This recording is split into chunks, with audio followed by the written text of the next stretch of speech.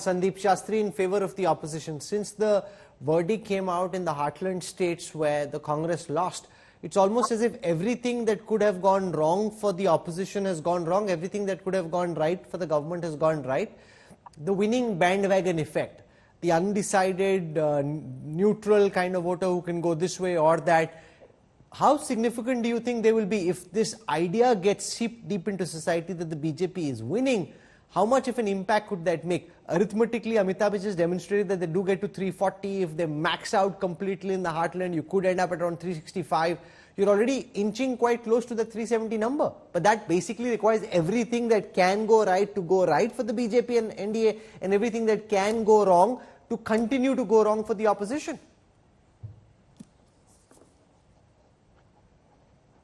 Sandeep? Yes, Rahul.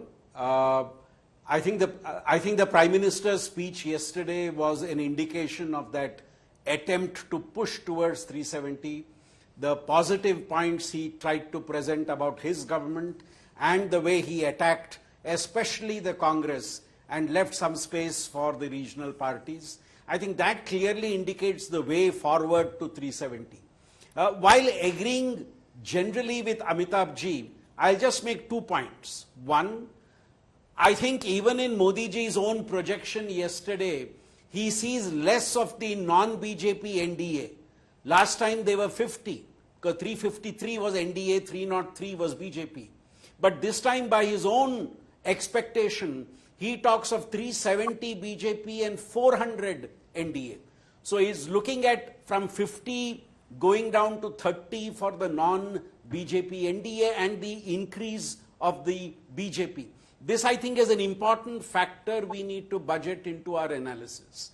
My point number 2, Rahul, Amitabh ji talked about specific states. I will talk of 3 bunch of states.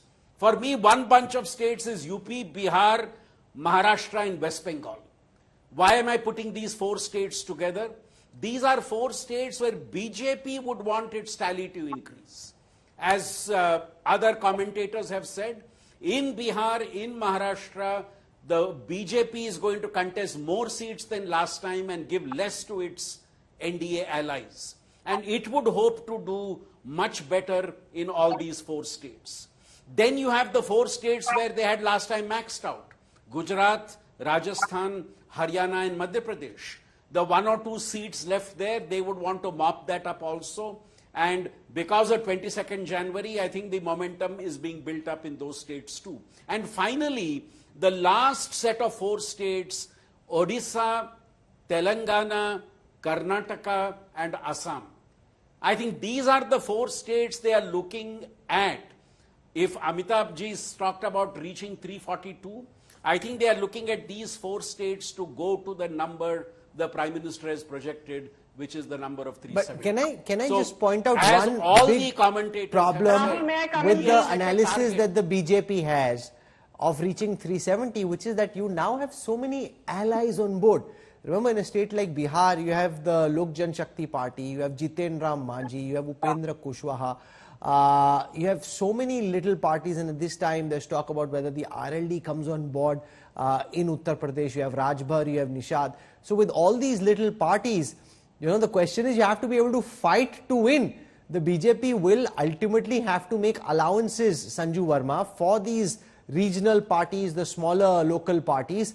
And if you keep giving a few seats to them, how do you max out? Because those 2 impulses are contrary. One is the impulse to maximize your own seats. B is to have a broad coalition. Both those are impulses that operate in different directions.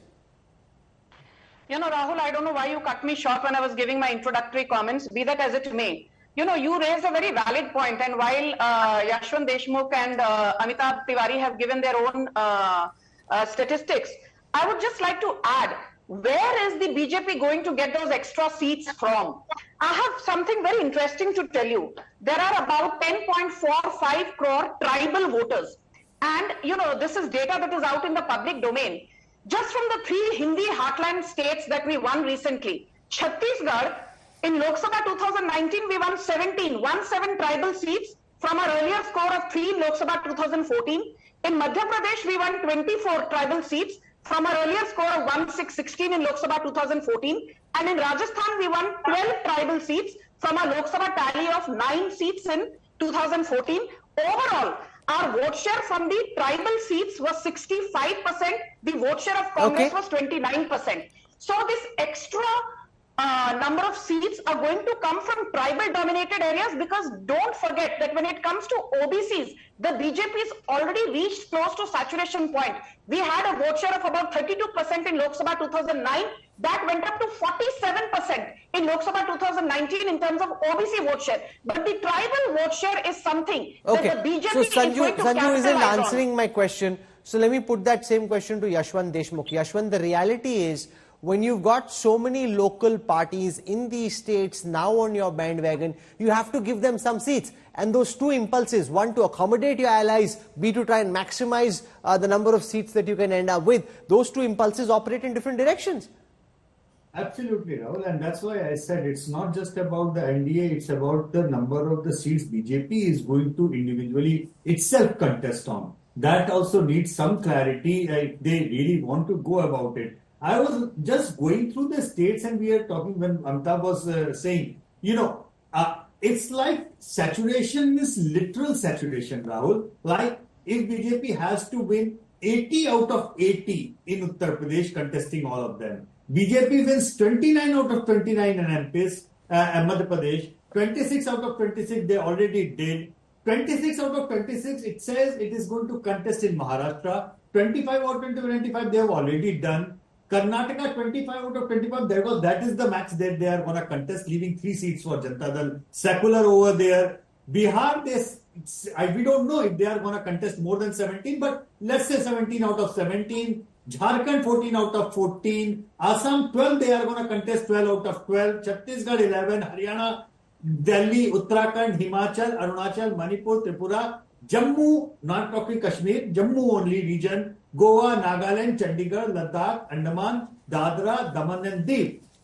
These are the seats which have 307 seats, and suppose if BJP wins 100% of the strike rate that they are contesting on, they get 307. Now in the remaining seats, Rahul, the places which are left out from that, BJP has right now 32 seats. They need approximately 31 more. But for that, you know what is the strike rate they are looking for in many of the improbable states which are remaining? West Bengal, they need to almost like 30 seats, Lok Sabha in West Bengal. In Odisha, they need to win 21 out of 21, leaving nothing to BJP. In Telangana, they need to double from 4 to 8, and so on and so forth. So obviously, these, I will not say these are impossible tasks, these are improbable probably at this point of time, looks very tough, keeping in mind they need to sweep 100% in everything which we mentioned so far as their saturation. No, but Rohan Gupta, here's the problem. The problem with Mahal, the problem with belief. Take for example, baseball. The English cricket team of late has been believing it can chase down impossible scores. 400 runs in the last day. Say you got 60, 70 overs to go. They think they can chase it down because they play like they're playing a T20 or a 50-over match. And very often we've seen they've pulled out improbable victories. If you just look at the number of runs left, wickets, overs, you'd say it's impossible. But they've just gone in with belief. The problem is because they're going in with that belief and the opposition starts to think, oh my God, they've done it in this match, they've done it in that match, they may be able to do it again. That again is a problem. The British cricket team bats in a way that the BJP wants to bat. They don't think there is any target that they can't chase down. And it's actually a self-perpetuating kind of prophecy, right? They believe, they act, the opposition starts believing, oh, God knows, ho sakta hai 400 aa jaye, 370 aa jaye. They start pulling back, and the whole thing kind of then becomes a self-perpetuating kind of prophecy. Rahul, first of all, it is your belief, and the way you have given example of England, at the end of the day, India won the match, right? So perceptions don't matter. What matters is result. I'm not talking about this match, Rohan Bhai. I'm talking about just their approach to cricket. I am talking, that's what I'm saying. I agree with you. I'm going with your example only, that at the end of the day, perception, whatever it is, if England, betted in certain way, at the end of the day, India won it. My point is different here. You gave example of, I think Yashwant Deshmukh gave example of different states. Let me go back to the states like Karnataka, Telangana, Maharashtra, Bihar, Bengal. These are the states BJP did very well last time. I don't see they are anywhere close to the even last year's number. So I don't understand when they are talking about in air that will get this number. When you are going to be deficit at least in 5 states, at least you have to recoup this number from other states where you are already at 100%. So मुझे नहीं लगता कि seat बढ़ा देंगे 500 540 का plus कर देंगे क्या कर देंगे. So it's in all air. Yeah, they are good in building perception, but in ground it's not correct. And let me tell you one thing, it is because of the India bloc, BJP got jittery. अगर BJP को इतना भरोसा होता, तो क्यों JDU को अपने पास लाने की जरूरत थी? On the same debate, I have heard BJP spokesperson, including Sanju Verma, speaking against JDU के हमको जरूरत ही नहीं बिहार में, तो हम सारी सीट इस बार जीतने वाले हैं. अगर जमीनी हकीकत बीजेपी का जो परसेप्शन है, उसके साथ टैली होता Rahul, they wouldn't have pulled back JDU. They wouldn't have been after other parties in Maharashtra.